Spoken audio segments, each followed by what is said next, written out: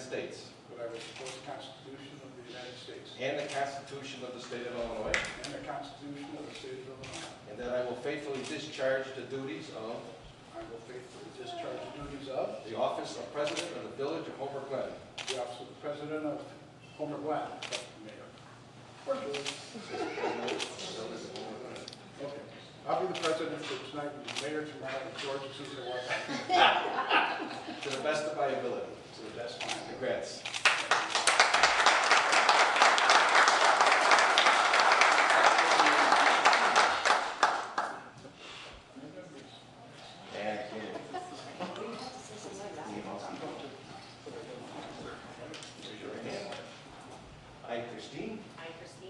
Do solemnly swear or affirm that I will support the Constitution of the United States and the Constitution of the State of Illinois, and I will faithfully discharge the duties of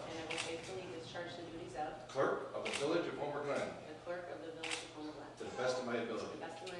Congratulations.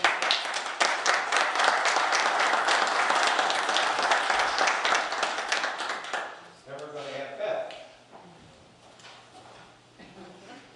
There she is.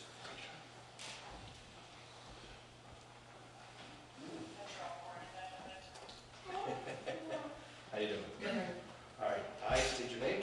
I, Beth Rogers, Do solemnly swear or affirm do solemnly swear or affirm that I will support the Constitution of the United States that I will support the Constitution of the United States and the Constitution of the State of Illinois, and the Constitution of the State of Illinois, and that I will faithfully discharge the duties of and I will faithfully discharge the duties of the office of trustee for the Village of Homer Glen the office of trustees for the Village of Homer Glen to the best of my ability. to the best of my ability. Congratulations. Thank you.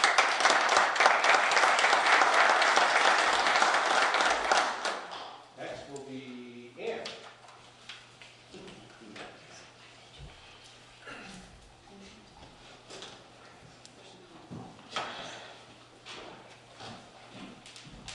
Hi, Ann.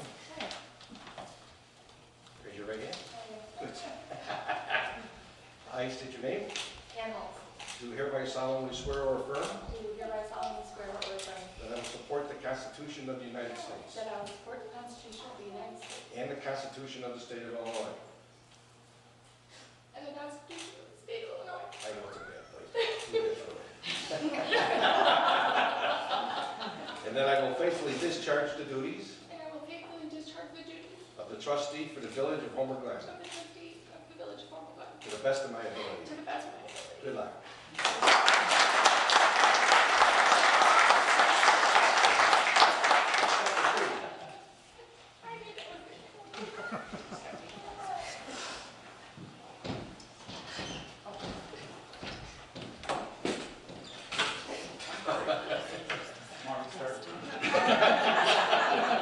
Way to start, huh?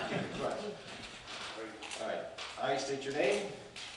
I, Ruben Padino, Solemnly swear or affirm do solemnly swear and affirm that I will support the Constitution of the United States that I will support the Constitution of the United States and the Constitution of the State of Illinois, and the Constitution of the State of Illinois, and that I will faithfully discharge the duties of and I will faithfully discharge the duties of trustee for the Village of Homer Glen trustee of the Village of Homer Glen to the best of your ability. to the best of my ability, so help me God.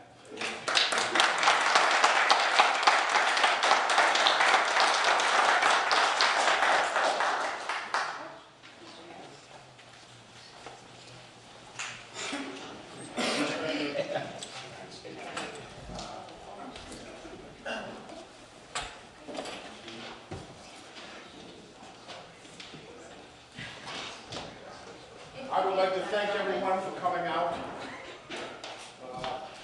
This is very important to the village.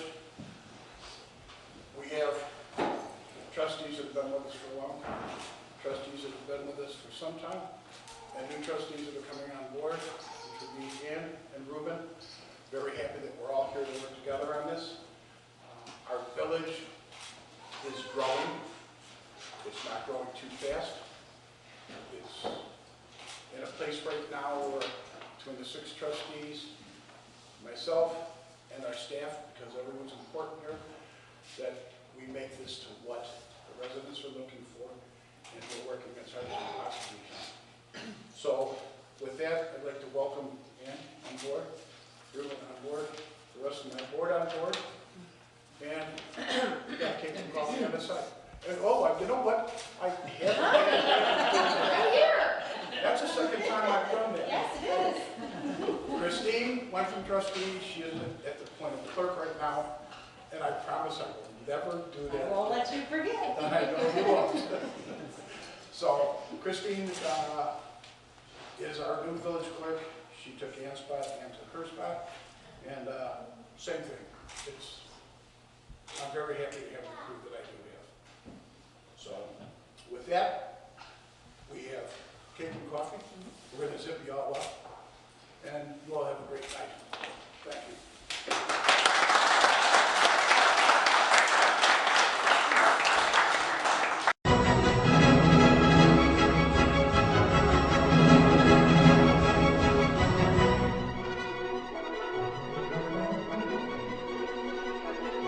All right, if everyone could please rise for the Pledge of Allegiance. I pledge allegiance to the flag of the United States of America and to the republic for which it stands, one nation, under God, indivisible, with liberty and justice for all. Thank you. Madam Clerk, would you please call the roll? Sure. Trustee Gray. Present. Trustee Holtz. Present. Trustee Rogers. Present. Trustee Suisse. Present. Trustee Casanino. Present. Trustee Varian. Present. Mayor Yudish. Present. Are there any amendments to the agenda? No, so we will be going to, is there a motion to approve the minutes of April 23rd, 2019 special village board meeting? So moved. Trustee Gray, Second. Trustee Rogers, discussion. After we get done with this one, we'll be busy. We're here for the last one. You guys have stayed from voting and you were here, so how's that work? With the recording? Okay, just want to make sure. All right, so all in favor? Aye. All opposed? Motion carries. Next will be reports and communications from the mayor and other officers. I'll start off real quick. The Certificate of Achievement for Excellence in Financial Reporting has been awarded to the Village of Homer Glen by Government Finance Officers Association of the United States and Canada, GFOA, for its comprehensive annual financial report. The Certificate of Achievement is the highest form of recognition in the area of government accounting and finance reporting. And its attainment represents a significant accomplishment by a government and its management.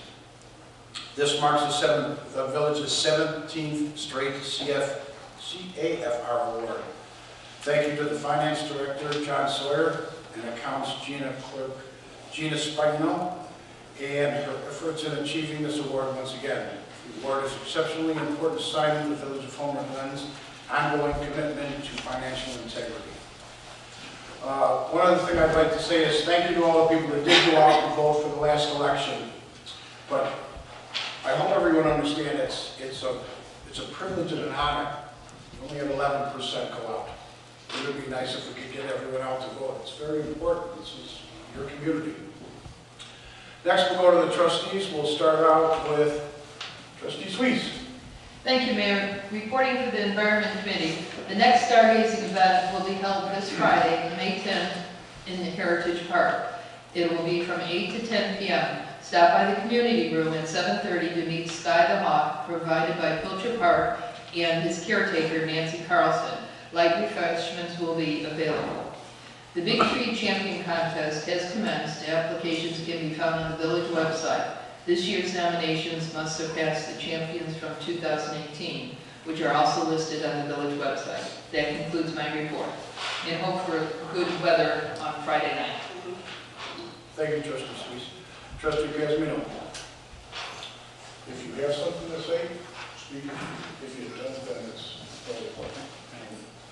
Well, then I'll take this moment to thank the constituents and the businesses for honoring me with the pleasure of the position of trustee.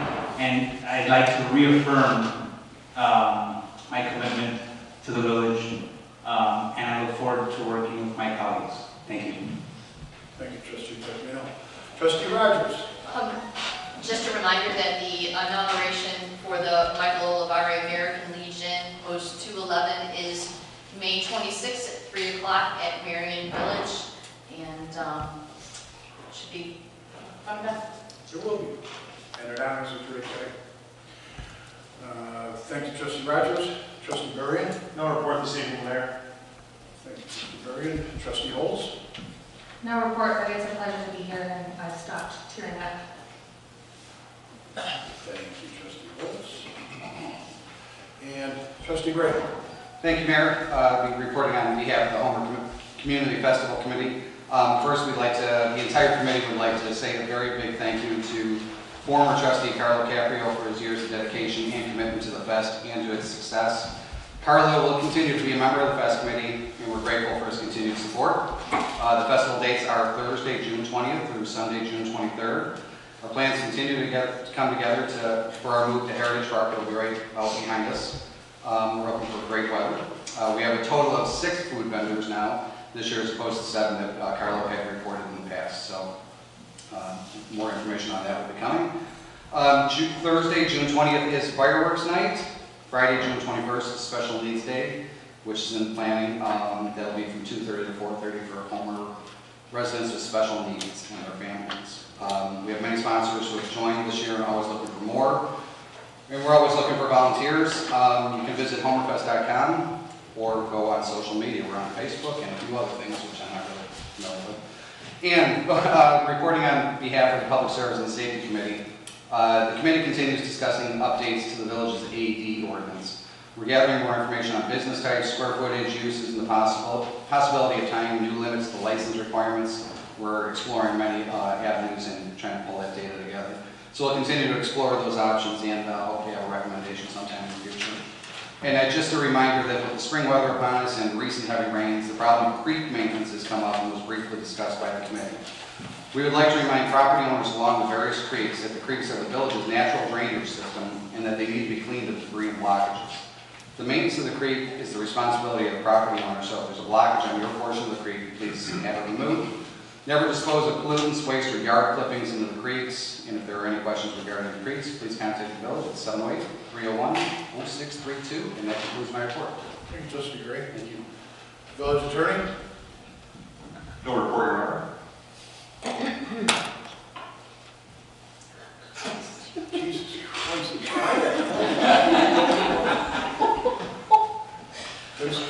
I have no report anymore. No report.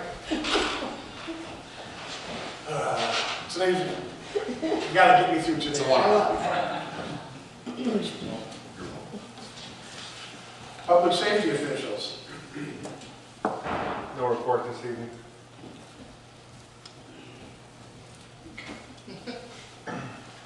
Administrative analyst. Thank you, Mr. Mayor. Reporting on behalf of the Active Core project progress. 100% of the plantings and landscaping should be on site this week. The project has yet to begin paving, but the forecast for next week looks promising, so hopefully we will let the board know when paving begins.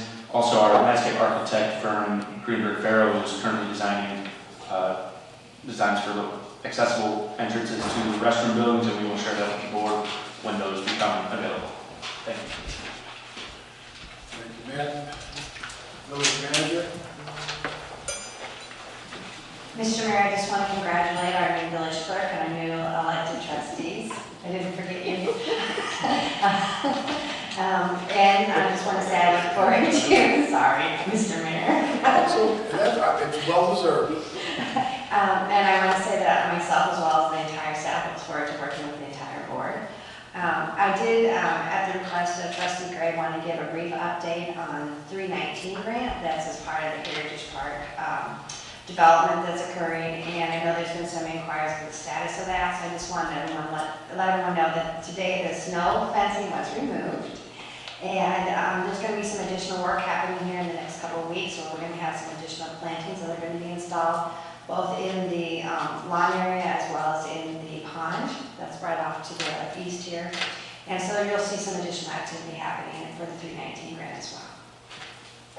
Thank you, Village Manager.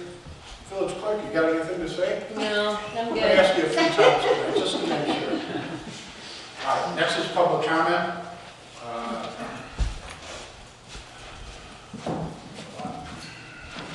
Okay, if you could please limit your remarks to 3 minutes, we would appreciate it.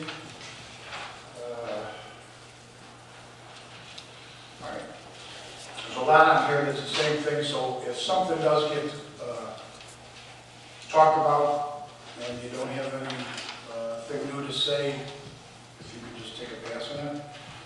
First, we'll start with Mr. Walters. Can I be allowed to speak during item I2? Yes. Thank you. Gary White. I'd like to wait till I2 is on the agenda.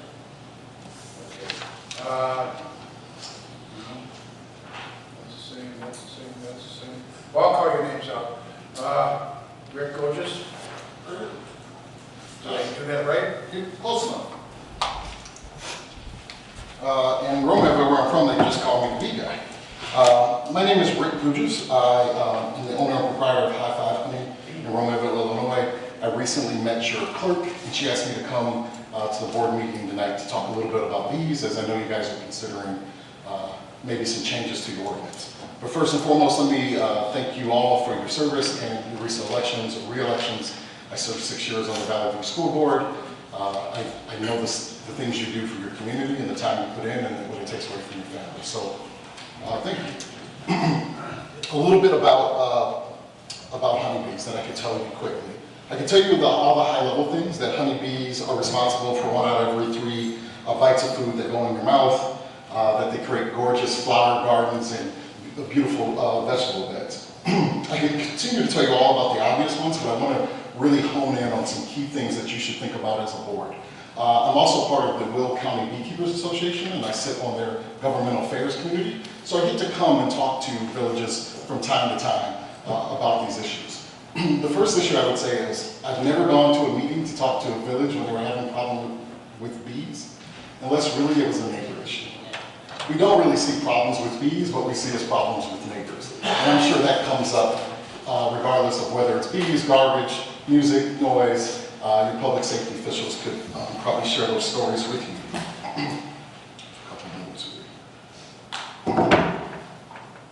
55% of the Will County communities have no ordinances regarding bees, including some of the largest, like Bolingbrook and Romeville, which I happen to live in Romeville. I live on a standard lot, 80 by like 120.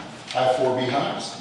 One of my neighbors doesn't know that I have beehives until I showed up at the yard with a whole bunch of honey. Beekeeping is not obstructive to your neighbors. It's actually beneficial. And one of the things that's interesting about beekeeping is that it can be done in really small lots. One beekeeper in Romeville has a 80 by 80 lot that he keeps 2 hives on. And why is that? Oftentimes what we see communities do is want to restrict the land area that bees can be on. They might say it can only be on 10 acres or 5 acres. A bee will travel looking for nectar over 50,000 acres. So it kind of in the beekeeping world, it's a little bit of a joke when it's like, hey, we're going to restrict beekeeping to this 5 acres. The bees could care less. They're going to go up to 50,000 acres. So we're saying, hey, if you have to have a property that's 10 or 5 or 20 acres, really doesn't accomplish the goal that maybe you were trying to accomplish with that, to keep bees on someone's property. Really what we deal with in terms of stinging insects are wasps. Most of you are very familiar with wasps, but sometimes bees get mistaken for wasps. But wasps are what we're really dealing with. Bees are in low numbers, so it's rare to actually see a honeybee. Most of what you see out there are wasps, and that's what's causing the problem. Here are some natural barriers to beekeeping that I would say do better than the regulations that any community could put on beekeeping. The number one natural barrier to beekeeping is it's expensive. So if a new beekeeper comes to me and says, hey Rick, what am I looking at? I'm going to tell them they're looking at between $700 and $1,000 to get in. And 55% of the beekeepers in Illinois last year, or 2 years ago, lost their bees. So they put all that money in it and the bees die over the winter. That's the second thing to remember. Our weather helps you.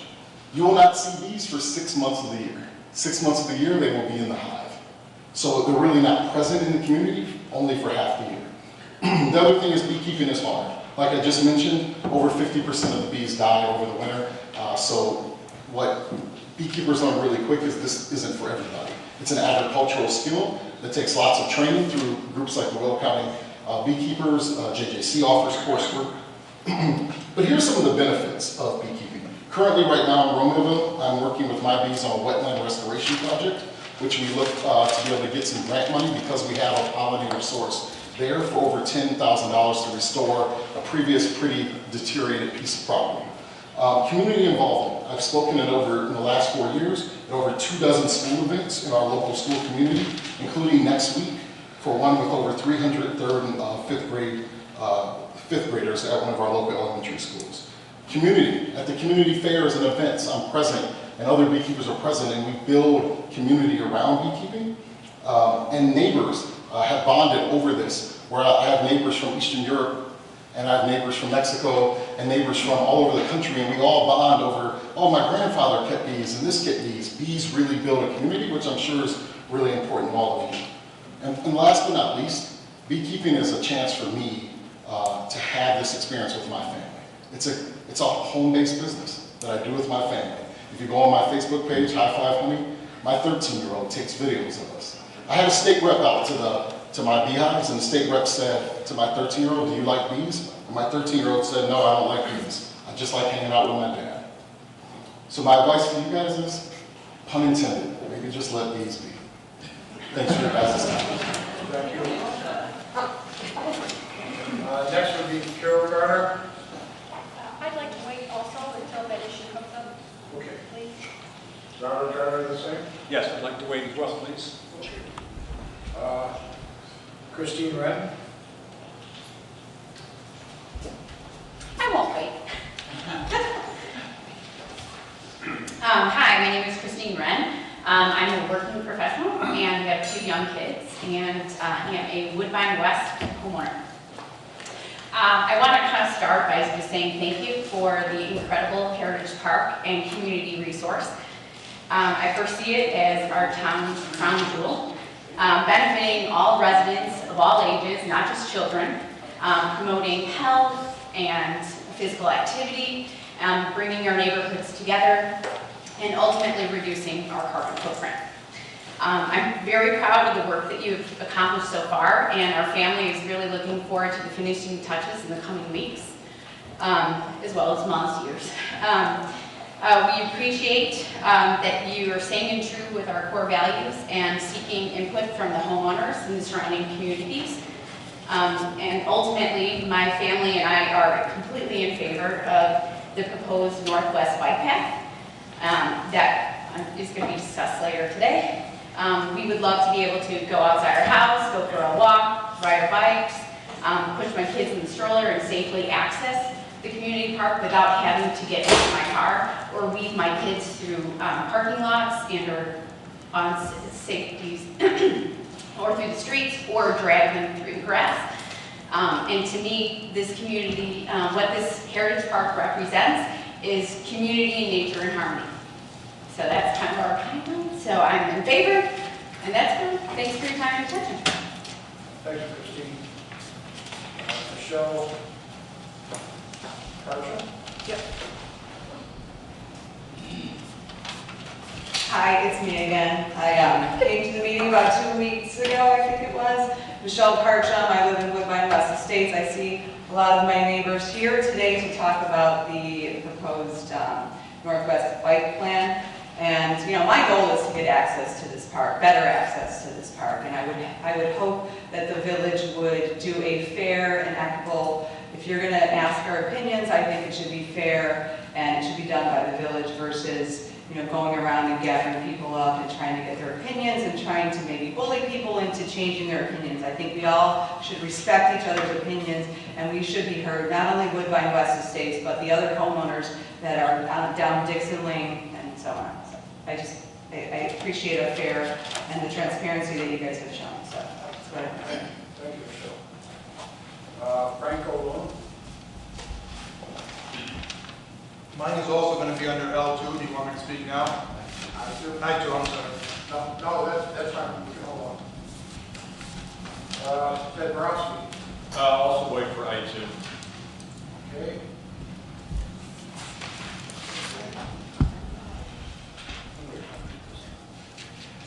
Mr. Coy.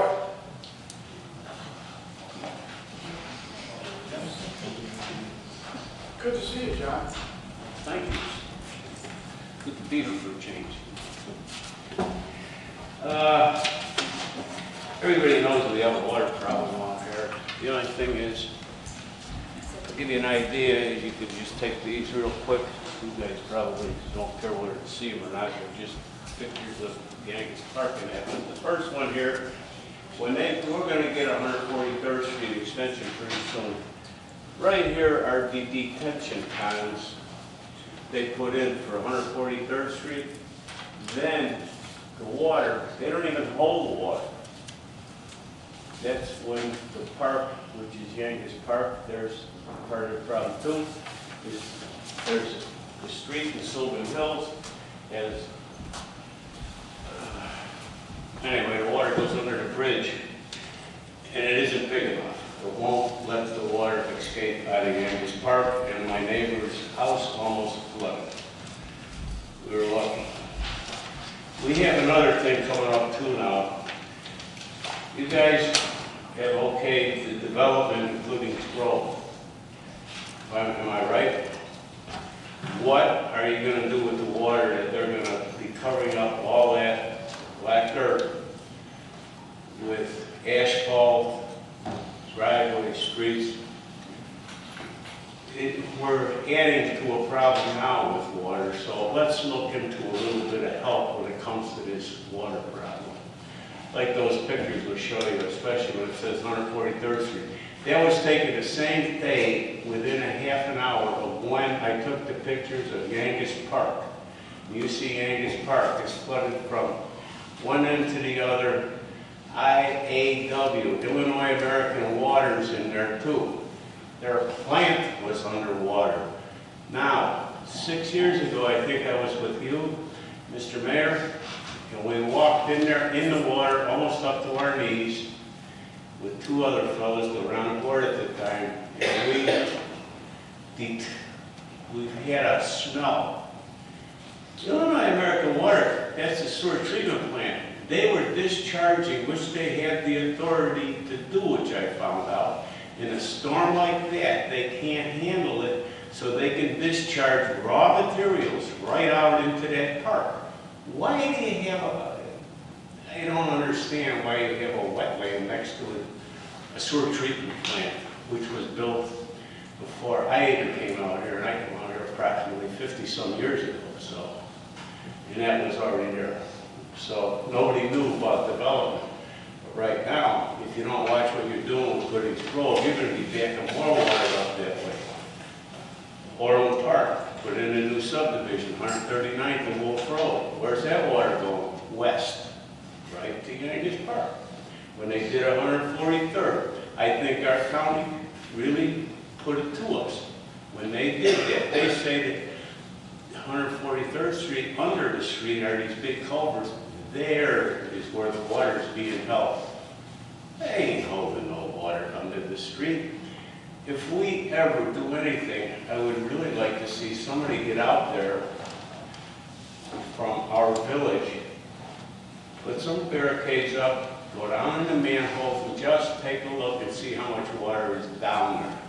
Look down after we haven't had any rain, then go down there and look after we do have a rain. See how much water it's holding. Because those culverts, when I was taking pictures of them, they're only 5-6 foot. So they might go 50 or 100 feet. Ooh, would be. Yankees Park's got billions and billions of gallons of water in there. That's almost it's a quarter mile by half a mile, the size of that. And that thing, you can see in the pictures, it's full, all the way up to the parking lot. Anyway, that Goodings Grove, like I say, I would seriously look into that, because that underpass on Bell Road I don't think it's big enough either, because on the east side is one big floodplain there.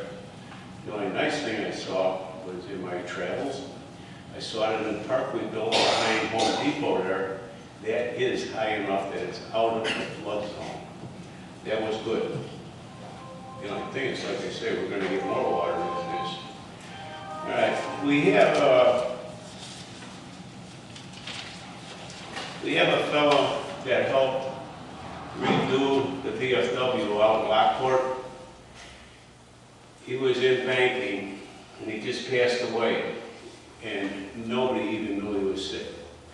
But he went to the doctor, went to the hospital. From there, he was in the hospital, and with that, he died there.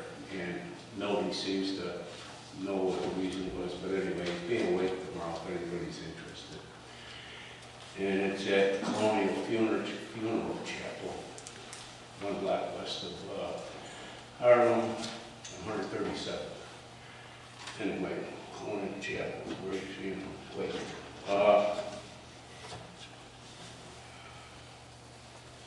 Other than that, like I say, if they keep building and we keep taking all this water and there's only one place for it to go, and that's through us to get where it's got to go, I mean, we're going to have to start watching them a little bit too with their building, because if you take 143rd Street, that street is closed off every time we get a heavy rain.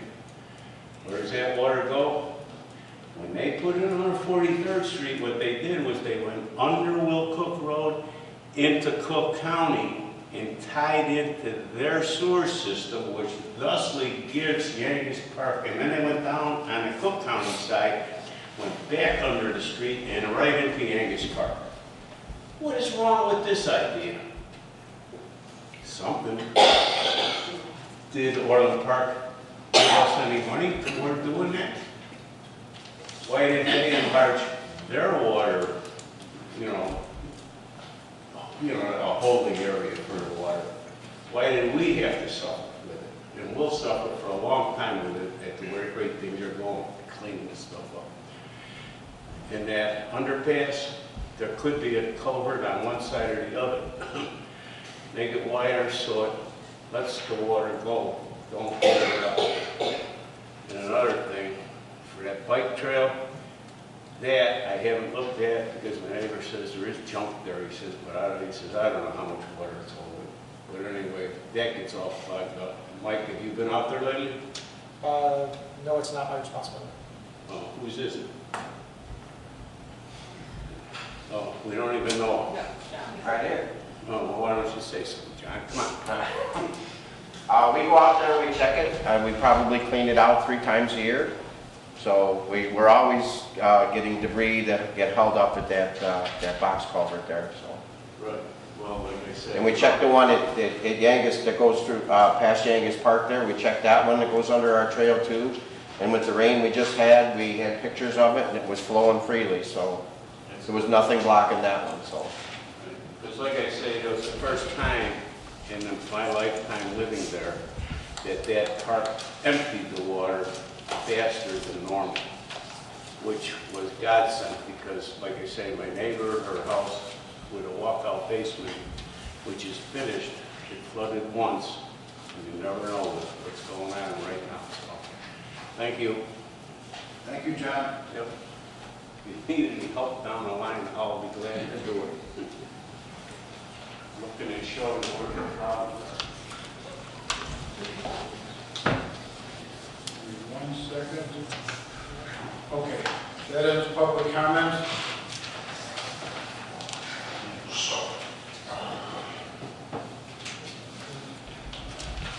We will go into the consent agenda. All matters listed under the consent agenda are considered routine by the village board and will be enacted by one motion. So is there a motion to approve the following items? 1, the purchase of a Ventrac tractor with attachments for the maintenance of the village parks and trail systems in the amount of $39,293.80.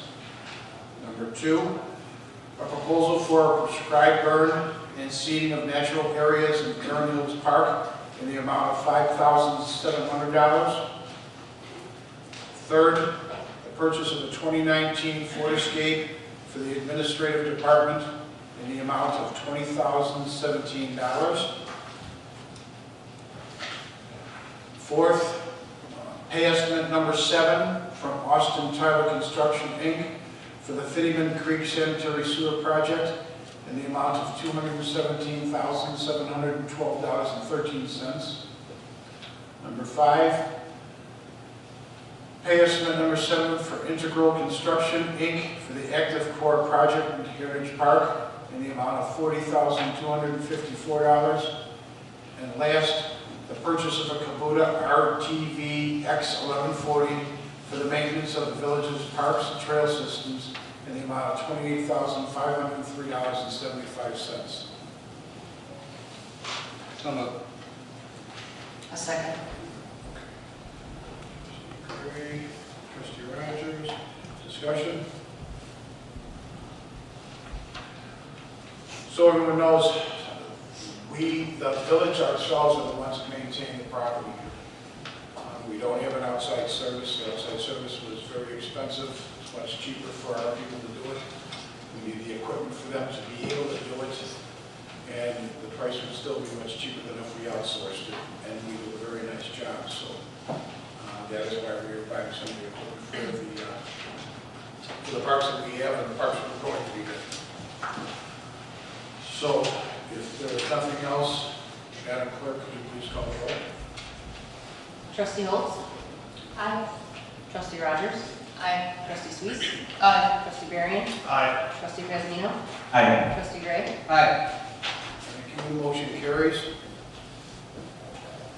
Legislation items.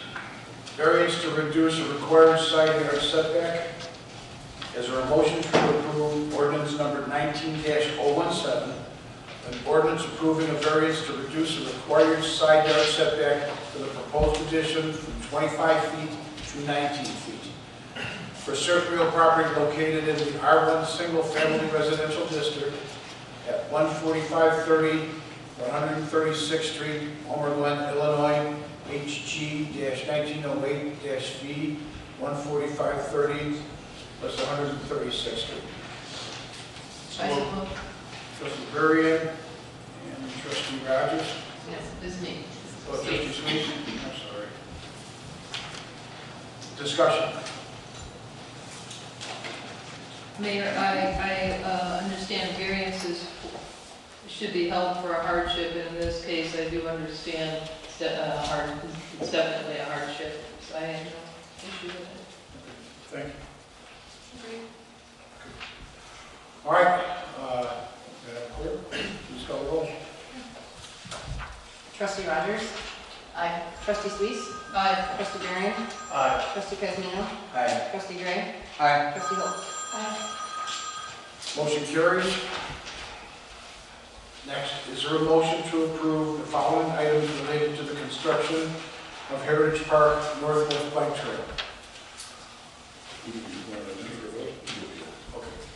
Proceed with the design and construction of the Heritage Park Northwest Bike Trail at this time. Approval of an agreement with HR Green to provide design and construction engineering services for the Heritage Park Northwest Bike Trail for not to exceed $6,000 for design engineering and $6,000 for construction engineering.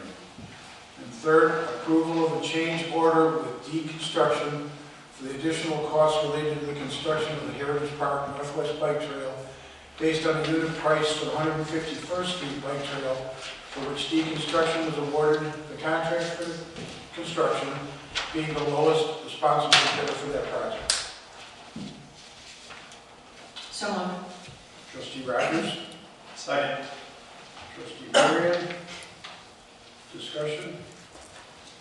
Mayor, should we listen, hear the comments first, or do we discuss this first? How do we? Well, I thought we maybe the comments first. So this way we're just not voting on it and bypassing. So, Mr. Mayor, can I just give a brief background on why this is before you tonight? It's such a quick turnaround from the last board meeting where it was discussed, if you don't mind, and then you can open it up. yeah. So this was a unique opportunity that presented itself because of the construction of the 151st bypass that is being proposed right now. And actually, we're getting ready to do a pre-construction meeting for that to start. And based on the input we received from the trustees and the board at the last meeting, as well as us going back and staff really becoming creative and how can we do this and do it in an expedited manner and also save money at the same time. We propose what you have before you tonight on your agenda, where we can do the change order and we can allow the same contractor who's going to be installing the 151st bypass to also do this additional connection.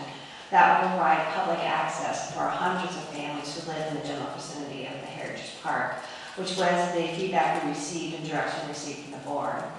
So this is a unique opportunity, and timing is critically important because of that, because we don't want to stall the 151st Street bike path from moving forward, and we really want to make sure that we're able to complete both of them at the same time, and also prior to the opening the celebration of the Action Corps, which is going to be scheduled here in the coming weeks during the summer months when that's ready to be open. So it's really a unique opportunity for timing as well as to be able to save some money in the same process. So that's why we were able to turn it around so quickly and bring it back to the board.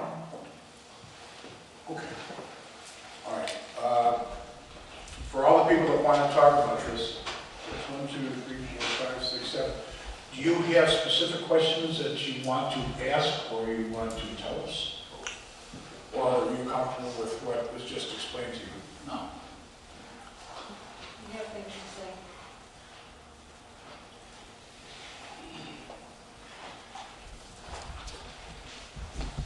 John Walters, I live at 14729 Dixon. It's across the pond from where this proposed path is being proposed to be put in. One thing I'm kind of disappointed. For 2 years now, we've been told that there would be community input before anything was done, and all of a sudden, this is on the agenda right away. It's got to be done right now. We were told there would be community input, so we were pretty quiet. The people that, there are ways, we all want access to the park. We all want it to be reasonable access to the park, and there are ways to do it. And I've asked trustees to come out, and until the last week, Sharon came out and Keith came out. Nobody's come out to talk to us. We have problems with trespassers already, especially at that pond. And you're going to put a path there and propose benches, and people are going to park there and think that that pond is part of the park. They're going to come there. In fact, last week I had to call 911 because 4 young men told my wife that she should go perform a sex act on herself because she told them to respect the property in which they weren't doing. And the police could be called 4 or 5 times a day for trespassers, and we don't call unless they're abusive.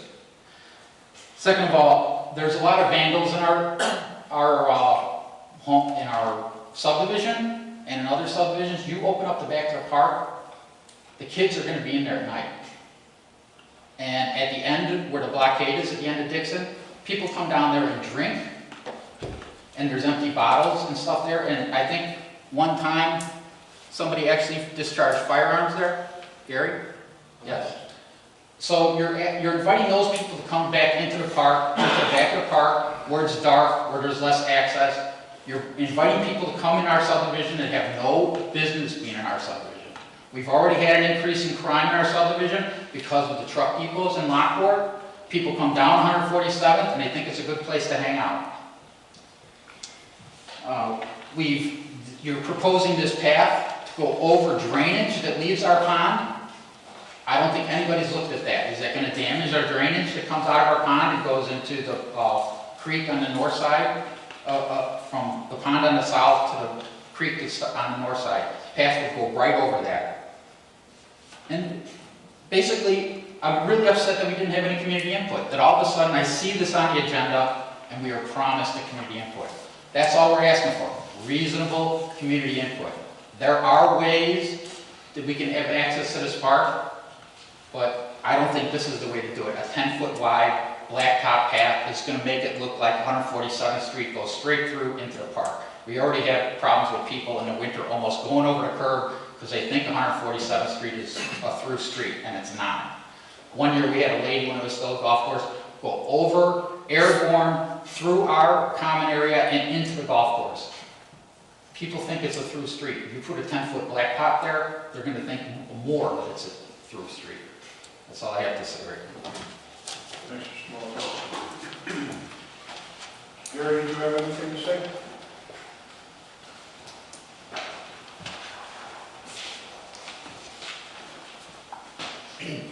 Hi, my name is Gary White. I live at 14647 Dixon Lane. Excuse me. I own 1,000 feet of property just on the other side of that fence. And nobody has contacted me. I thought we had transparency here to explain what's going on here. And all of a sudden it sounds like that we're ready for P.T. Farrell to move in. Underneath where they want to pass, there is a water line that feeds Woodbine West. At the very end of my property and over by Coachman Lane, that's all wetland. Its water stands there just about year round, and nobody has mentioned anything about that part of the wetland. And if you want to put an entrance in the middle there, then I want my property fenced between the asphalt pathway and my property. And also at the beginning, Dixon Lane and 151st, nobody's going to use that. They're going to cut across my property to get over to that path. I'm not too happy with the path, but the property is there for it, but it's not going to work out the way it is. Thank you. Thank you, Gary. Mr. and Mrs. Garner, whichever one you want to talk.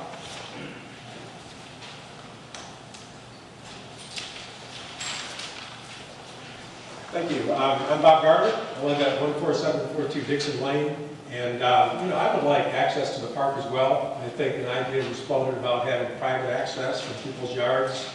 I understand there may be some difficulties with that from a liability standpoint. I'd like to know that that option was fully explored. My main concern is pretty much echoes John Walsh's about vandalism in the area, making that pond look like it's part of the park.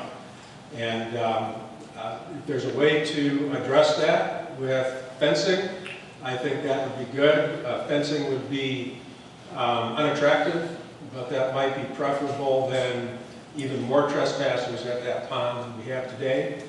The Homeowners Association dues pay for pond maintenance, and the more people that are back in that pond, the more money that will cost the residents. I think everything else that I was going to say has been said already. Thank you. Thank you, Mr. Garner. Frank Olone.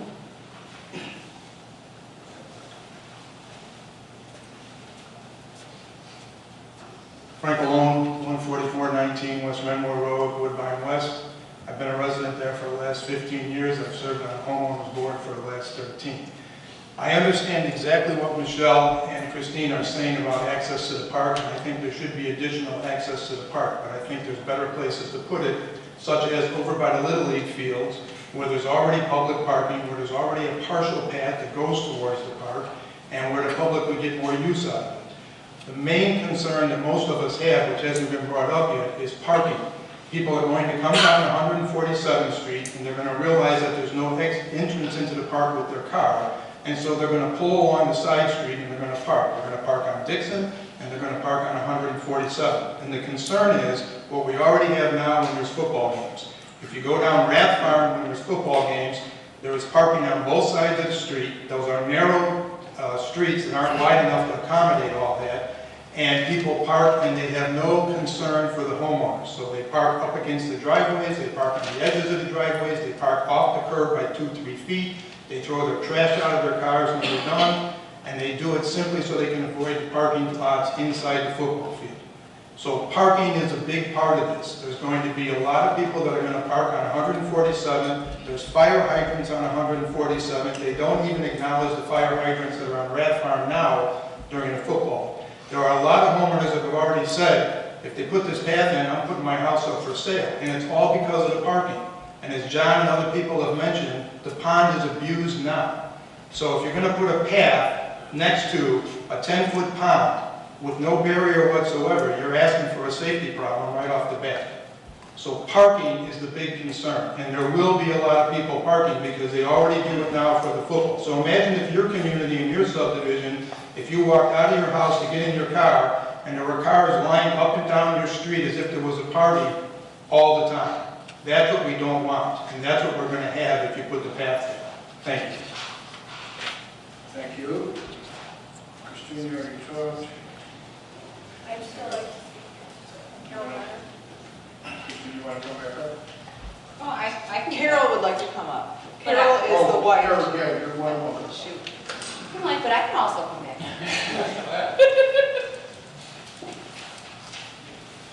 Carol Garner, 14742 Dixon, that's on the west side of Dixon, across from the park, a couple of houses down.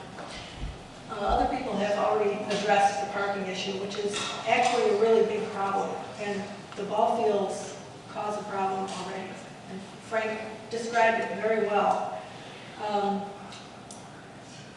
My child is grown now, so I don't have a child that I want to be able to take to the park, but I was in that position before. I had to load her in a car and go somewhere. We lived through it. But I understand.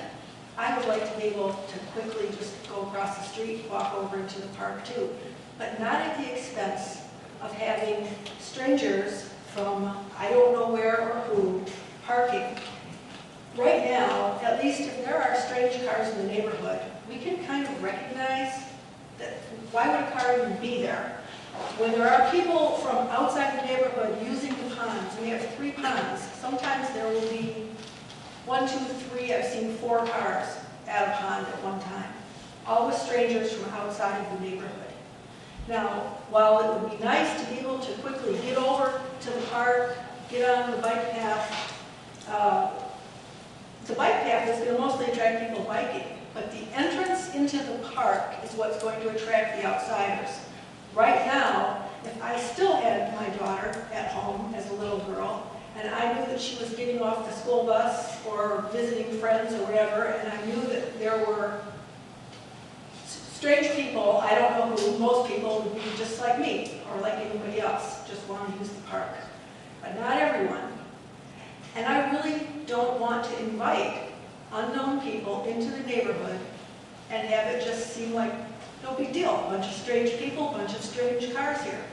So at the same time, where it might benefit us to be able to take our children over to the park easily, it also brings in a scary situation of having strange people, cars parked, that can just zip away out to Cream Road.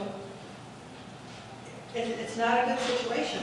We have right now already, as someone else mentioned, since they've added the industrial activity, the warehouses and whatnot, we've had an increase in cars being broken into in the neighborhood. I don't know if that's the cause of it, but we have seen more cars that just seem to drive through the neighborhood. The other thing is that a lot of people in the neighborhood, I noticed, much to my surprise, they leave their garage doors open. They better not leave their garage doors open anymore if we're going to be inviting people to park in the neighborhood. And the people that will want to come in the back way of the park would be just the people that you might be more worried about than those that want to come in the main entrance next to the police station and use the parking that's intended for that park. So I consider it a safety problem, a personal safety problem. I don't really need people sitting in their cars casing out what time we leave the house and go to work every day, when we come back, what we do. I don't like the idea of it. And I'm a bike rider, I want to ride my bike, and I want to go to the park and walk. And so far, I just have to go the long way around. The obvious answer, if you really want to get our little neighborhood to be able to get into the park, is to have the entrance to the ball field. It's already a public area. It's not that far. It doesn't necessitate people getting in their cars to go over there. They can still walk. And it reduces, it takes away the problem. The ballpark already causes a problem in the neighborhood when there's games. So I just feel the obvious answer is that we don't want the park access along the pond. And the pond will suffer with the people going back and forth. People will be sitting there, they'll bring their food, they'll bring their lunch, they'll throw their stuff out. They already do when they come over there to fish or just hang around the pond and drink. It's not going to be any better. You want to put benches there, so come and sit, eat lunch. We're going to put garbage cans there too, so people can throw their trash in them. And then who's going to take care of that? Who's going to take care of all that? So I just think that it's a overall negative, and it's hard for me to say that because I really would like to be able to just walk into the park really easily myself, but not at the expense of the parking and the safety of the neighborhood. I don't think it's worth it. And the fact that this is a convenient time to save money and all of a sudden it needs to be done, well, how all of a sudden would you want to subject your neighborhood to bringing in a lot of strangers because it was convenient? The original discussion about bike paths were to utilize the areas under utility lines and whatnot, not to be causing an attractive nuisance into somebody's neighborhood. I think the ballpark is the way to go if you want, and I would appreciate being able to get into the park. But I don't want to look out already. I look out and I see people out there at the pond parked over there. I want to go out and take a walk. Maybe it's at nighttime. I really don't want to go out. Well, what's it going to be like when there's even more cars there? And all the people that have the kids are going to have to worry about the traffic in the neighborhood, in addition. So what's good for the kids might also turn out to be bad for the kids. So, thanks. I know I repeated a lot, but I just really see it as a safety concern in the neighborhood. Thanks, Carol. Appreciate it. Thank you. Can I have one more thing? I invite any of the trustees that want to come out and walk around with us to come on out, look at it. I know Sharon has, Keith has, but the rest of you guys, come on out, look around with us. John, sit down for one second. Let me finish with All right. the talking and we'll get something worked out here. Christine, you want to talk again? Sure. So obviously, my family is in favor of it. I live at 14501 147th Street. I don't foresee that parking would be an issue. I mean, obviously, by the ball fields, it's already an issue, and obviously, I feel like that promotes negativity already because it's right around there. I wouldn't mind an access point right by the ball fields, but again, it's a high traffic area. When you're with young kids, and there's already so much traffic in that particular area, and I believe you guys researched it, the area from the ballpark, unfortunately, isn't owned by the village. Right, so you have to work with Homer Township, and they would have to grant you the approval to extend a path into here. If you didn't have, I don't even know, like over 200 and some odd parking spots here, I can understand why people might come into 147th and park their car there. But really, if you want to track and take advantage of all the resources that are in the park, they are literally in the middle. So for you to trek all the way through, park your car and trek all your stuff through, I just don't foresee that being realistic.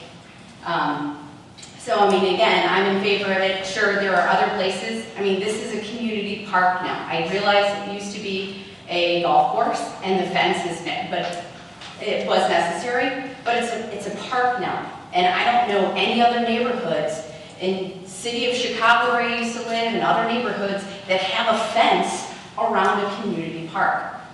So as far as granting access to that particular, there are barriers that you can put in. I know Chicago would put massive rocks so that they would know that this is a bike path. It is not a driveway per se. So I feel like there are a lot of good and positive things, especially putting that bike trail to connect everything together. And I also do think that there's resources and things available that could obviously make it safer and, obviously restrict access of cars and things like that so they truly know it's a bike path. That's it. Thank you. Thank you. Again. Michelle? All right, just had a couple of So I would just like to say that there's been a lot of assumptions made here about, oh, it is going to be a parking issue and we are against that. I have 3-year-old twins and a 6-year-old son, and I don't see these issues that they're referring to with negative people coming in my neighborhood. Homer Glen was rated the #1 in safety in Illinois. So there's going to be onesies and twosies issues everywhere, but let's not make it a safety thing, because I'm not seeing that. I have no issues going outside. I'm outside all the time. We're always outside. We're a very active family, and this park has made everything for this community, and it's for all ages. It's not a children's park. You didn't build this for children. In fact, it's actually not even for children if you look at the park that you built. You've done an amazing job, and we should get better access to it. And I don't think we can sit here and make assumptions that it's going to become a parking lot, because you guys have ample parking there. So, thank you. Thank you, Michelle. Ted? Mr. Mayor, all these topics have been covered, and quite honestly, anything that I would bring to the table would just be redundancy at this time. So for time management, we'll let the meeting move on. Thank you. John? You want me to say something? Well, Angus Park, which is underwater, which I showed you guys the pictures of, all summer long we have. What you're saying you don't have any problem with is when people come in and when you got little kids. Well, Angus Park, people that parked around that subdivision, because it's one way in, around, and back out. 51 homes in there. I would say the only thing is, it's Home Glen's bike trail goes through it. All right, we're getting people putting swastikas on people's fences.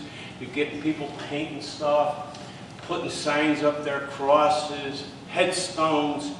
I mean, no, they're right.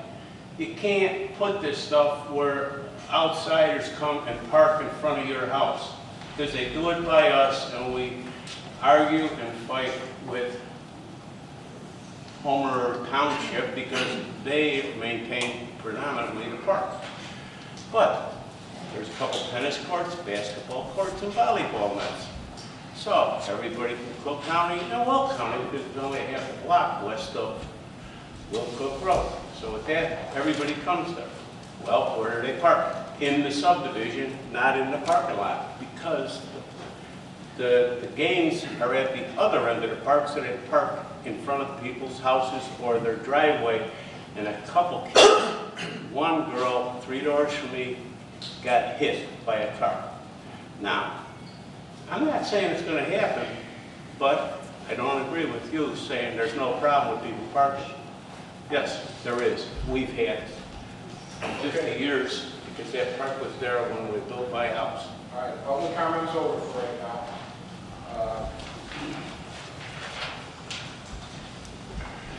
Carrie, with this coming up and knowing that we'd like to get it in because we can save some money for the village, what kind of timeline do we honestly have?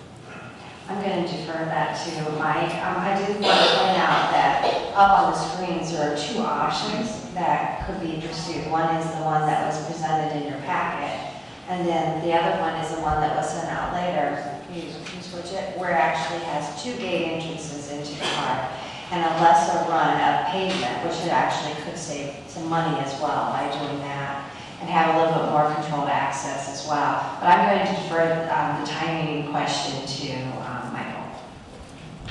Mr. Mayor, we've got, the contractor's already been selected, the contract's already been signed. We've already had conversations with the contractor. They're looking to get the pre-construction meeting scheduled as soon as possible so that they can get their construction completed. A couple things to consider on this bike trail is it would be constructed with an existing village right-of-way. Both 147th Street extended and Coachman Lane extended are village right-of-ways. So this would all be constructed within current village property rather than having to try to negotiate with ComEd for any kind of easement access through their right-of-way. And then their lease agreement requirements are now such that you end up maintaining the entire ComEd right-of-way as part of your lease agreement. So those are some things to consider. Another thing to consider is that this would not only tie the Woodbine West subdivision and also Statler Ridge, which is on the west side of Cream Road, but it wouldn't just tie those into the park, but what it would also do is tie those subdivisions into the rest of the Heroes Trail system. So anybody from any of those subdivisions could actually make their way all the way to Yangus Park, where John Coy lives. And also the reverse. Anybody from the other portions of the community could make their way to the park and also to the library and to the sports complex facilities. So I believe the goal was, in some of the Parks Committee, was to try to make the village more walkable and more accessible by bikes and things of that nature. So I think they understand that, and I understand some of the concerns that they have. Is the pond public or private? Private. Private. It's an HOA private property. Yes, it is private, and one of the things that we did discuss internally was if there's a need to distinguish where the private property begins and the public property begins, we could install like a split rail fence along that to make sure that there was a clear understanding that, you know, the path was a separate piece of property from that. All right. Would that be on both sides? You got private property on both sides of the path. Let's do this first. Let's get some questions answered with the board, because that's why you're here, to find out some answers. We'd like to get them to you. As for coming out, so John, this is where I said, sit down for a minute and let's get something together. I'll come out and meet you. I'll find out which trustee can come with me, because there's only two that can come out at a time, otherwise it's a quorum and then we're in trouble. We don't want that. We'll take a look and see what it is. You know, there's a possibility we can post no parking and set it up. I mean, I've gone to other villages where they section off. If it doesn't have a sticker showing that you live there, you can't park there. As for a lot of the people that are parking down there for the baseball, football, or whatever the case may be, there's a park right here that has more parking than it could be needed. So if they put posting that there is no parking there, I mean, they can just put it no parking so even people who live there can't come there. Because this way, if there is someone parked, policeman's going to know there's a car there, give them a ticket, they can stop that. There's a lot of things we can do, but I apologize that things weren't worked out before we had this. That's why I'm asking you right now if we have time to be able to sit down with the guy that does want to develop it. Let's find out what we need. And then I'd also like to hear from some of the other people that are in the subdivision, because right now we have people saying no, we have a couple that are maybe, and then we have one that's yes. So, you know, we're trying to make a lot of people happy, and we know that it's impossible to do that. So we're going to work with what we can, figure out what's best for you guys and what's best for the village. So, like I said, I'll grab one of the trustees. You said Sharon's already been out there and Keith has already been out there, so they already know what they're looking at. So I can either take Ann, I can take Brian, I can take Beth. I've walked in there. Yeah, I was up there on Sunday. You can walk in. I didn't do it, John, but I walked in. Okay. All right, so it's Ann, Ruben, and Beth, did you walk in? Yeah, I was just there on Sunday. So it's one of you, because we can't all three do it. We'll go over there, we'll take a look at it. John will work with you, but then we want answers from a lot more people from your subdivision, because if we say we want to do it, and then you guys are saying you don't want to do it, and then we don't do it, then it's a possibility we've got some people from the subdivision that are mad because we're not doing it. You can invite people here to talk to you about it. This was done in a rush, there was no time. Okay, no. About the people off of Coachman too, they should be invited. I don't have a problem if you want to bring the whole subdivision. You know, so, well, you're not going to do that tonight. That would be, you're just going to tick off some people. Well, I think also there's a bigger picture to look at. This is the community access. So the goal all along since this park started was to get access back there. It was more, where was that access going to be? This access makes sense because it ties into all of the trails. People who are going to use this, in my opinion, are people who are already on their bikes. If you're going to get in your car to go to Heritage Park, you're going to park in the parking lot. you're not going to park over here on the street and then walk all the way over there to get into the active core. And there's plenty of parking over here, so I think we need to make sure that you're looking at the bigger picture here, which is giving the entire community access to it. And I understand exactly what you're saying, and all I want to do is I want to take a look. And I apologize to whoever the morons were that swore at your wife or told your wife to, whatever the case is. No matter what, you're going to have some people who are idiots. That's never ever going to stop. And as for the first safest with the fifth, that's still very good. So, John, I'll get together with him. We'll figure out what we can do. It. Obviously, it's got to be daylight. I don't care if Ann, Ruben, either one of you. You okay? Yeah, I mean, I have some opinions already, but. Well, everyone should be able to go over there and take a look Yeah, and see what their totally. issues are, because it's, you know, the one thing that we see a lot is, and it's not being disrespectful, but, you know, not in my backyard. So let's find out what we've got exactly, and then I'll set up a time with you, John and Gary, whoever wants to go. Can we make sure Michelle comes too, so we have the other opinion too? So I just want to say, I cannot speak on behalf of the 107 homes in our subdivision. I think this is larger than this. This is not just Woodbine West Estates. So when I say that the village needs to do this, we have 6 homes here, 6 homes in my subdivision, and you clearly heard from 4 of them that are posted at. There's 107 homes.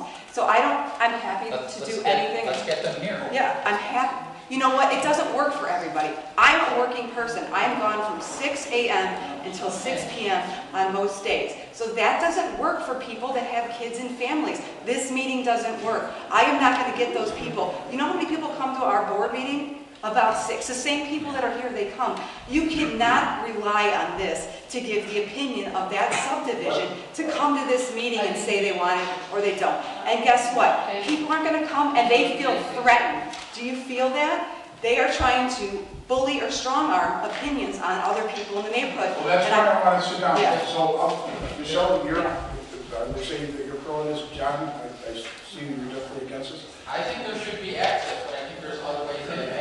Well, that's when we'll sit down, we'll take a walk around, see what's there. I can come back to the village and see 4 of the trustees up here have already looked at it and seen it. Then we'll decide after that. This way, you've been recognized. We're going to make sure that we do take a look at it. I would like to get it done as fast as we possibly can. So I guess to answer that with Carrie and Mike, is this something that if it were tabled, is there going to be a problem waiting 2 weeks for a decision from the board in terms of the price? I would have to check with the contractor. Part of we've had some delays waiting for the grant because the 151st Street, we do have a grant for that. So we've been waiting multiple weeks until we got notification that we were allowed to proceed with the project. So with this item, then we put them on hold kind of again. So I would have to check with the contractor and find out what. I would also add that 2 weeks would be the most that we could delay this because it will, remember, it's not just the construction. There is some engineering design work that needs to be done to address grading and, the water and all that stuff in that area if we're going to put the path in. So there's some lead work that the engineer has to do before we even actually start to do the pavement as well. So I think that for 2 weeks, if we can come back and have a decision, a go or no go, I think that would be very helpful. Otherwise, we're just going to have to proceed with 151st Street.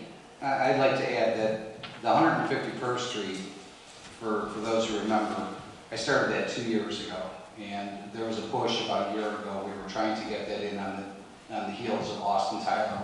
I believe it was Austin Tyler while they were doing the pavement, the 319 and all that, in an effort to take advantage of them having their equipment on site and save some money. So while that is a laudable goal, it's not the overarching thing that's going to drive us for me. We've had other projects where we've tried to do that, but they've still taken a long time to come in for a landing. And if this is one of those that does that as well, while it might seem like we are foolishly spending money, I think prudence is going to be what dictates the way we go forward. So. I agree with Keith. We've talked about northern access for 2 years. I don't see submitting this for approval with 2 weeks without even talking to the residents in those subdivisions. I just can't see it, and I do have an additional question with regard to the opening on the fence by the ball fields. So if someone could refresh my memory why we put the opening by the football field instead of by the ball field where there's a path. I think it was for parking. It was for parking for homecoming. Right. Because they didn't have enough room to park all the cars. And I get that, but if we were to put the opening there where the ball field path ends and extend the path to the existing path that we put in, which extends to the parking lot, I guess that would make more sense to me. I don't see why our opening would put people out into the football field. I get that the parking lot is there, but we could either put in an additional path or expand the path to make it paved in that short section. I just feel like there are other solutions here as opposed to that northwest corner. I'm not opposed to the one off of Saddlebrook per se, but I have some real concerns about the northwest corner. Let's do this, so before we decide any of that stuff, let's go out and take a look. John, what did you? The other issue is coming in between the ball fields there. Yeah. Well, there's actually two things. That was one of the places that Pam was against us coming through there, number one. And number two, the grade from where the park grade is to where the ball field grade is, it's like this. Okay. I mean, it's literally a drop. We would have to do a lot of work on the township side to make the grade where you could actually make it, where you could get into the park. It's just that area back there is just a very steep grade, and that's why we put that temporary entrance where it is, because it's level there. So people could walk across a level path, but you go farther north of where we opened it there, and the grade changes very rapidly. So there's no really good place to do that. I wasn't sure, so thank you, appreciate that. Excuse me, Mr. Robinson, I was back there. I was back there right up to the ball field path, and I didn't notice that. Right from where the ball fields where are. our fence ends. Right. But There's a very steep small grade area. back there. Yeah, but it's not a very big area that you have to patch from where. Right, but it would all the our work would fence. be on the township side, and that may affect how their ball fields are, because there's not a lot of area between their fields there. And with that steep of a grade, we would have to, I mean, if you're gonna make a walking path, has to meet certain requirements, and Michael could speak to that, where they have to be ADA and all other manners of things, and to make that grade out, I don't think you don't have the room back there. Okay, the last bike path that we constructed, the IDOT, which did the reviews, required a 5% slope on it, a maximum 5% slope. So that would extend the path, quite a bit into the, there'd be a lot of fill and a lot of work in order to get it to that slope. Okay. All right, when it comes to lot, we're not going to be involved with the township on the trade. We're doing this on our property. So, John, I'll get a hold of you tomorrow, because I don't know what I have going tomorrow night. So it's either going to be tomorrow or it's going to be Friday. You can't be on the weekend, so Michelle could make it if she's available on the weekend. Michelle, what time are you done with work? I work at City of Chicago. I work at Gracie Medical Center, and I'm usually home by 6, but I have 3 young kids. So I could bring the twins. They could walk the path. I'll be more than happy to help you with the kids too. Tomorrow I'm not home until like 8, 9 o'clock. And Figure if you can set something up for Friday so you're free, you can bring the kids. I don't think this is going to take a ton of time. We're going to take a look, see what it is, because I would like to get back to the village by either, well, it's not going to be Friday, so by Monday, to let them know of what we're thinking. As for getting a hold of the rest of the people, Well, within 2 weeks, you'll be able to do a bookkeep, put mailer out to the residents and have to come here for a meeting. Don, you've been to enough of these meetings, you see how many people show up. That's why at the beginning of this meeting, when I talked about the voting. Obviously, we're talking about something that's very passionate to people that live in the area. Either way, Mayor, if I could suggest for going out there for the field visit, great idea, right? But for the larger community or for the subdivisions most impacted, I would say that if we're going to postpone this for 2 more weeks, that will be a 3rd meeting that we will have this as a topic on the agenda, and that would be an opportunity for others in that subdivision with a 2-week notice at this point, right, to attend that meeting for a topic that will be on the agenda for a 3rd time. So that would be my suggestion for getting any additional input from residents. I concur with you on what my hesitation with anything that involves the township property is I don't know that we want to be dependent on the access to the centerpiece of our town on another governmental body. And what occurs, or who may be in office at a certain time and access is blocked, or when we have property of our own. A couple other comments I would make just in general, and I do agree with Trustee Rogers, this impacts, there are the neighbors that are most affected by the direct access, but the view on this is for the larger good of the community, not just the nearest neighborhoods, which, by the way, I do believe will be the most benefited from it by having the walking and biking access to the park without having to go out onto 151st or other ways. For the points on the illegal behavior and the trespassing, right, that is illegal behavior. And whether there is an access path or not, illegal behavior is illegal behavior. And that needs to be addressed separately. Trespassing issues, I think and it sounds like there's ways, and I know staff has already been working on this, for ways to make sure that we sign, whether it's a rail fence, other ways to make sure that that pond is viewed as private property. Is that a foolproof solution? No better than it is today, right? It's a private pond that is used by people that come into the neighborhood. The other point I make on the pond is that part of this park involves a fishing pond, which is meant to help alleviate some of the trespassing on lots of our homeowners' private ponds. So there is a pond that is beautiful with the step stone, and that is going to be stocked and be a fishing pond, which I hope not only helps alleviate in Woodbine West, but other ponds that are homeowner funded. So I would say that's my view on those 3. The ball field entrance in general, I'm not sure, the township side of the park, I'm not sure what it fixes with still access from the road. If people want to use a alternative access point for nefarious behavior, they're going to find a way for nefarious behavior. If they're going to park on a road, if the thought is by access to the ball fields, they're going to use the parking at the township ball fields, they would just use the parking, which I think the overriding majority of people that use this park by car are going to park within the ring road and the additional parking. And so, which is closest to the amenities, right? So, opening this up to Mr. Coy's valid points on the Angus Park, which is a township park, there's no parking there, right? So it's a very different situation. The street parking at Angus has a gravel, at best, overgrown, sort of small 3-4 car, not even really a designated parking area. This is completely different with the expense we put into this ring road to accommodate the parking in this park. And the last point I would make, because I do understand the concerns of the residents most affected by it.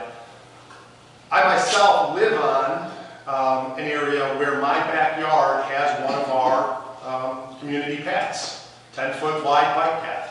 And where my house is, I'm 2 houses off of one of the main access points, right, where it begins, for lack of a better term. And the road that's on is an even more main artery of the subdivision I'm in than 147th Street would be. So when the path was proposed, we had and heard many of the same concerns, that we were going to have parking and people wanting to come and use and jump on and unload their bikes and ride the paths. And so it's been there for, I don't know, I'm gonna guess, 7 or 8 years now.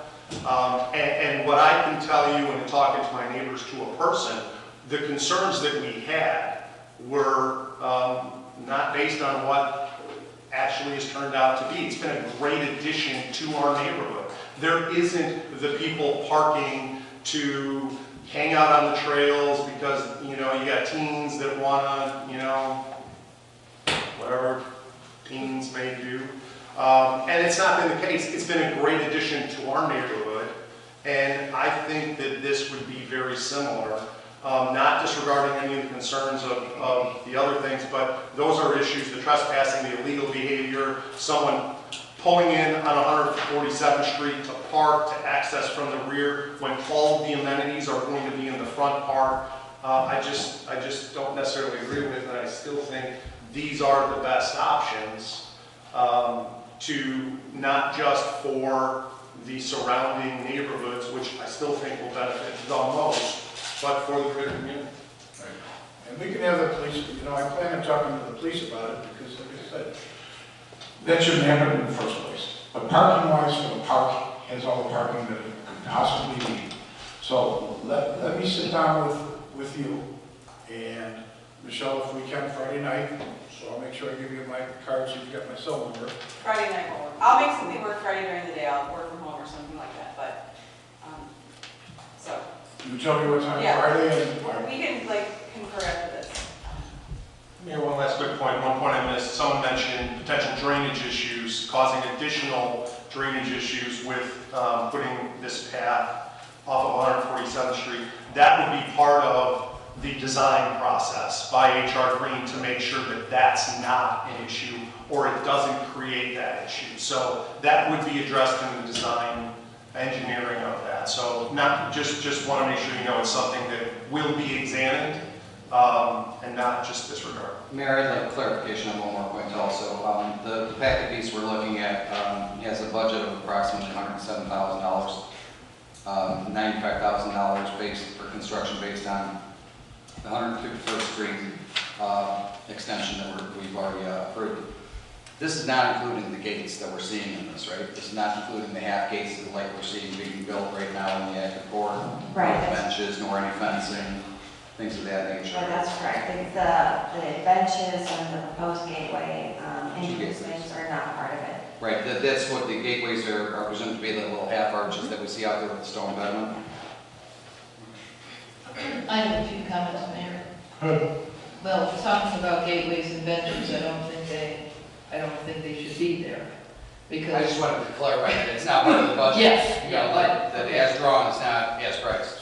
Okay, and I think we definitely need to remove the bench. If this goes through in that area, definitely remove a bench that's overlooking the pond because that's just causing more issues.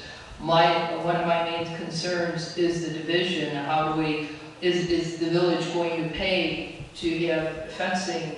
Because it is tight. When you go take a look at it, it's tight there because the private property is right there and it's smack dab in the middle of it. How are you going to, separate that? Separate so that people aren't, hey, this is all part of the park entrance, something like that. And then what does the board think about having, and I don't know, having most of the path inside? I know, and how does that affect the 319 area? There's a lot of questions we still have. Is that because I see, that way the property, is Mr. White's property, wouldn't have the path running down his whole length of that fence, that it would, if this happens in that area, it would cut in a lot quicker into the park area, but how is that affecting anything inside the park then? The other entrance, I don't think I'd have a problem with that. The other issue is, how does that get patrolled at night? Here in the ring road, the patrols can go around. Back there's nothing. I don't know if that becomes an issue, but I mean, when they were cutting into the fence to get into the park before, we had to keep repairing the fence back there. So I agree with you wholeheartedly on the benches. I think any of the benches should be within the park. And I also agree with you, which which is why I think I prefer option 2, the newer option, where that path doesn't run entirely behind, but one, I think it's more cost effective, and 2, as much of this that we can contain in the park, the better. So I agree with you on the benches, you know, along that path. You don't want to, it's meant to be accessed, not to sit and loiter necessarily. Right. So if we're doing any benches, just keep everything within the park. And it wouldn't cost, you know, if this goes through, it wouldn't cost that much then to put some nice split rail fencing along both, so and that would show people where to get in. We don't need to spend money on a half arch and things like that. I think that's unnecessary. Well, how about if you let, Ruben and myself are gonna be going over there? Okay. That's all I just, I'd like to go too, but I just like to say one last thing in closing, because it sounds like we're tabling this. I don't feel it would be responsible on our part to rush this through to save potentially $15,000 or $20,000. I think we've been talking about urban access for 2 years, and we should have reached out to those residents before now. And I just think there's a lot of unanswered questions and maybe other possible scenarios here that we shouldn't be rushing this through to save what is in the big context, in picture-wise, as far as what we're spending on the park, a drop in the bucket. Thank you. Well, my point is, let us go over there, let's take a look, and then we can find out, the engineers, like Trustee Berry, you just got done saying, they're gonna make sure there's no flooding problems, that's why they're engineering the property. Let's find out how far it is, how they can change it, whatever they can do. So we'll do that Friday. So John, you're gonna have to figure out if you've got the same time. Whenever Michelle's available, I'll make it work. All right, so I need a motion to table to next week, or to the next meeting. I so move to table it until the next time. Second. Wait, who's the first and second? Roger Theory. Brian, okay, so they need to amend the motion. So Brian, you made the. Beth made the motion. Right, so Beth, you have to amend it, and then Brian. And just table it to the next meeting. Second. Okay, all in favor? Aye. Opposed? Ayes have it. Can I make one last comment on this? Sorry. I did submit a proposal to the township back in September, and you're exactly right, where we proposed coming through. They said it was a floodplain. It was not something that they were even interested in entertaining. That is a ball field, and they would basically, that's an athletic park, and they would have to get the opinions of not only their own township board, but all the athletic associations. So I did submit that proposal back in September, and that went nowhere. I also urge you, do not take the opinions of the people that show up in this meeting. And, you know, there are people that work at night that can't attend this meeting. You should do something like an online survey. When you originally put out this concept plan and you sent it out to all the residents with a letter, maybe you do an online survey with a code specific so that people can feel like they can have a vote in this without having to show up to a 3-hour meeting because they're carting their kids around, or they're working, or they're doing other stuff. So please do not make this meeting in 2 weeks that I've got to go around campaigning the neighborhood, dragging people out to come to a 3-hour meeting. Please. I'm sure we can work on something. I'll get together with the village manager tomorrow, and That's all we were promised, was community input, and for 2 years we didn't get it, so that's one big reason. Online survey is a great one. yeah. Okay, I need a. All right, so, okay. Roll call, please. All right, number 3. Is there a motion to assign a Class C liquor license, temporary license to Assumption Greek Orthodox Church located at 15625 South Bell Road, Homer, Glen, for the P Greek for a Day. Festival occurring on July 19th through July 21st, 2019. So moved. A second.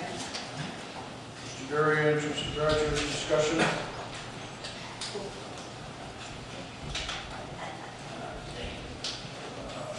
Madam Clerk, please call the roll. Trustee Suisse? Aye. Trustee Varian? Aye. Trustee Casino? I abstain. Trustee Gray? Aye. Trustee Holtz? Aye. Trustee Rogers? Aye. Motion carries. Next, is there a motion to assign a Class J liquor license, special event license to the Village of Homer Glen, 14240 West 151st Street, Homer Glen, for the Homer Community Festival occurring on June 20th and 23rd, 2019. It is understood that the $200 fee for said license will be waived by the village. So moved. Trustee Suisse. Second. Trustee Holtz. Discussion. Do we know these guys, or we really want to wait for $100? I don't know. All right. Background check. No. Okay, Madam Clerk, please call the roll. Trustee Varian? Aye. Trustee Kuzmino? I abstain. Trustee Gray? Aye. Trustee Holtz? Aye. Trustee Rogers? Aye. Trustee Suisse? Aye. Motion carries. Is there a motion to approve the March 2019 Mahoney Suburban Cross LLC bills in the amount of $6,960? I so moved. Trustee Suisse. Second. Trustee Gray. Discussion. Madam Clerk, please call the roll. Trustee Kuzmino? Aye. Trustee Gray? Aye. Trustee Holtz? Aye. Trustee Rogers? Aye. Trustee Suisse? Aye. Trustee Varian? Aye. Motion carries. Is there any old business? Is there any new business? Is there a motion to adjourn? Second. Trustee Rogers, Trustee Holtz, all in favor? Aye. Opposed? Ayes have it. Motion carries. We are adjourned.